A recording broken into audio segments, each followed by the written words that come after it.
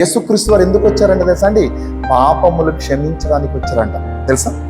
రోగం తీయడం చాలా ఈజీ, ఓకేనా? జబ్బు తీయడం చాలా ఈజీ. ప్రతిసారి చెప్తా నేను, జబ్బు మనము డబ్బు పెడితే జబ్బు పోతుంది. ఏ హాస్పిటల్కి పోయినా మంచి ట్రీట్మెంట్ ఉంది, ఓకేనా? ఒక లగ్జరీ హాస్పిటల్కి వెళ్తే లక్షలు ఖర్చు పెడితే నీకున్న జబ్బు నయమైపోతుంది అక్కడ వెంటనే. కానీ నువ్వు ఎన్ని కోట్లు పోసినా నీలో ఉన్న పాపాన్ని తీయగలుగుతారా ఎవరన్నా? మన ఆస్తులు స్థిరాస్తులు అమ్మి ఇచ్చినా కూడా మనలో ఉన్న పాపాన్ని ఎవరు తీయలేరు. తీయగలిగిన సామర్థ్యం కలిగిన ఒకే ఒక వ్యక్తి, ఆయనే ప్రభువైన యేసుక్రీస్తు వారు. ఆయన భూమి మీదకి ఎందుకు వచ్చాడంట? ఆయన మతం మార్చడానికి రాలేదంట, ఓకేనా?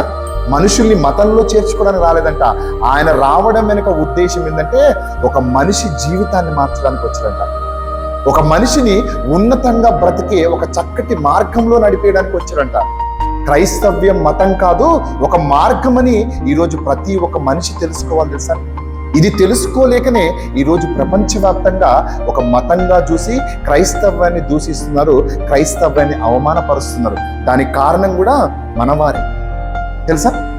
కానీ క్రైస్తవ్యం అంటే మతం కాదు, ఒక మార్గమని ఒక చక్కటి విషయాన్ని యేసుక్రీస్తు వారు నేర్పించారు.